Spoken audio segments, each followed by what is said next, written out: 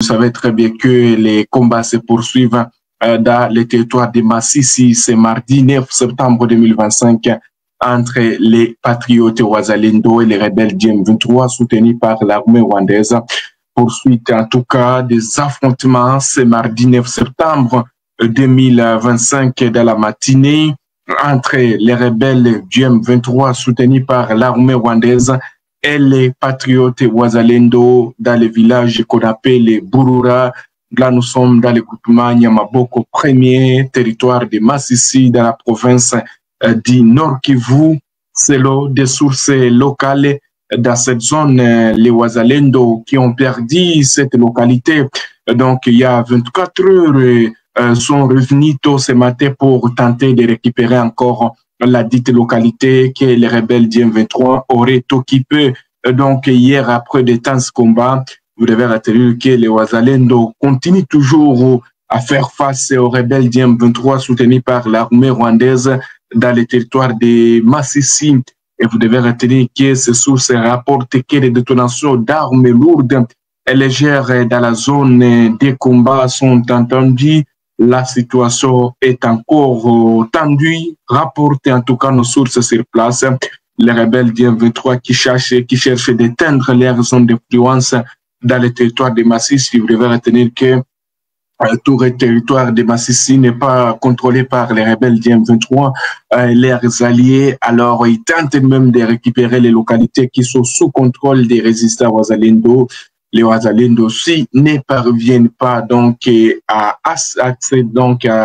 céder ou accepter que les rebelles récupèrent leurs localités.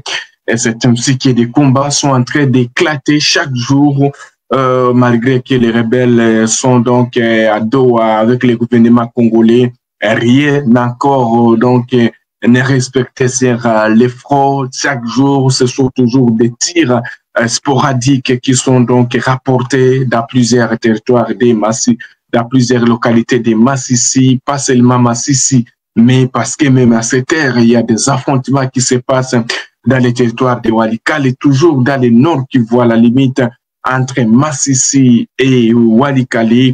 Vous devez retenir que les rebelles du M23, ces derniers temps, renforcent, en tout cas, renforcent les lignes de front de Massissi, également les lignes de front de Walikale, en vue de reprendre ou de contrôler d'autres entités du territoire de Walikale. Alors, comme nous sommes à Walikale, chers téléspectateurs d'Afro-Info du 53, vous devez retenir que les patriotes Wazalendo font face même à ce net moment du côté de Walikale aux rebelles du M23 soutenus par l'armée rwandaise. Alors, des affrontements aussi se poursuivent, viennent de reprendre, en tout cas, ce mardi 9 septembre 2025, dans la zone autour d'Mpeti.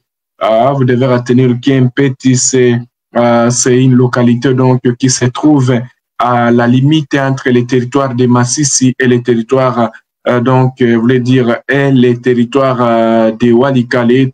Vous devez retenir que les combats sont intenses donc ce mercredi 9 septembre 2025. En Petit, comme je le disais, ce combat oppose les rebelles de l'AFC M23 et leurs alliés aux résistants Wazalendo, des détonations aussi d'armes lourdes et légères se font entendre sur les collines qui surplombent la localité de Minjenje, une zone sous contrôle des rebelles du M23 soutenus par l'armée rwandaise. Après les affrontements d'hier lundi, après le 2 donc entre les deux camps, notamment dans le village de Malemo, je le disais même hier soir, il y a eu des affrontements qui se sont passés du côté d'Empati. Après Empati, les affrontements se sont poursuivis jusqu'au niveau de Bibwe, des agglomérations proches d'Empeti. Dans les territoires de Massissi, les Wazalendo ont repris les attaques sur plusieurs fois ce mardi matin, rapportent des sources des sources locales. Les Wazalendo qui constituent pour l'instant donc aussi une grande résistance et qui parviennent aussi donc à permettre que les rebelles ne puissent pas donc avancer dans certaines zones, surtout quand nous parlons donc de la localité d'Empati, Biboué sur cet axe, donc Mpati Biboué vers Nyangé. Donc vous verrez que les Wazalendo aussi stoppent l'avancée des rebelles du M23 pour qu'ils ne puissent pas avancer donc vers les territoires, vers Pinga, vers d'autres localités. Lorsque nous parlons de Biboué là, Mpati Biboué, ce sont seulement des agglomérations qui se trouvent dans les territoires de Massissi, mais qui sont donc à la limite avec Walikale et Massissi. Alors pour l'instant, le bilan de ces affrontements même n'est pas encore connu. Actuellement, la situation toujours reste tendue dans la région et les affrontements se poursuivent dans cette partie du territoire de Massissi comme également Walikale. Ce que vous devez retenir, chers téléspectateurs d'Afro Info 243, concernant ces affrontements répétitifs chaque jour depuis même toute la semaine passée, c'était caractérisé par des violents combats. Et ce jeudi, donc le jeudi prochain, peut-être ça fera 3 semaines que les rebelles, les gouvernements congolais sont à Doha, mais bon, on ne sait pas qu'est-ce qui se passe du côté de Doha, chers téléspectateurs d'Afro Info 243.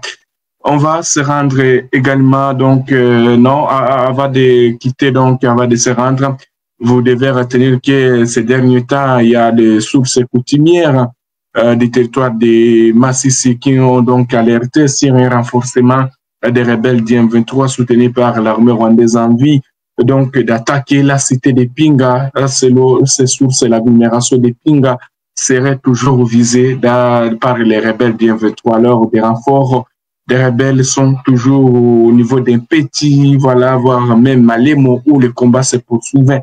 À ce net moment, on quitte le territoire de Walikale et Massissi pour se diriger dans le territoire de Lubero, un territoire qui est sous choc.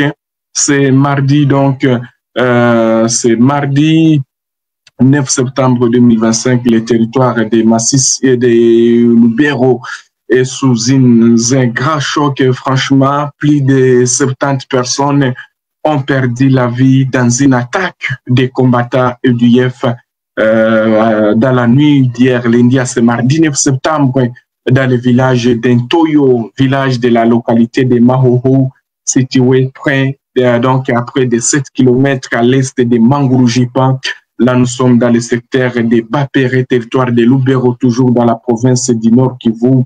L'abbé Paluku Nzalamingi, curé de la paroisse de Mangurujipa, qui a été donc matinal sur les lieux du drame, explique que l'attaque a débuté lundi soir autour de 22 heures locales, surprenant les habitants de ce village situé sur la route Mangurujipa-Butembo.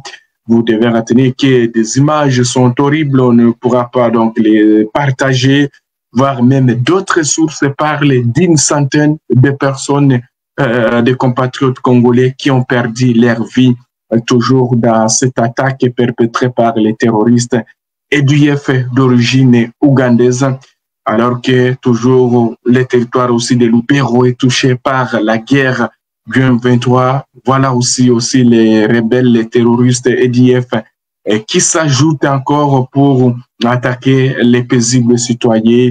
Au moins 70 personnes, des corps sont en train d'être retrouvés, des fouilles toujours se poursuivent. Si l'abbé donc de la paroisse de Mangurujipa évoque un bilan de 70 comme un bilan provisoire, d'autres sources parlent d'une centaine pour une seule journée. Ce n'est pas possible. À l'entrée, les assaillants ont ciblé un lieu de deuil. Voilà, imaginez-vous, les personnes qui ont perdu la vie étaient tous rassemblés à un lieu de deuil. Donc des dizaines de personnes, essentiellement membres d'une même famille, ont perdu aussi leur vie, toujours dans les territoires de Lubero. Nous sommes arrivés à la fin de cette édition. Merci à vous de nous avoir suivis jusqu'ici. Si vous avez apprécié ces contenus, n'oubliez pas de vous abonner à notre chaîne, d'activer la cloche de notification pour ne rien manquer de nos prochaines vidéos. Likez et partagez cette vidéo. On se retrouve très prochainement. À bientôt.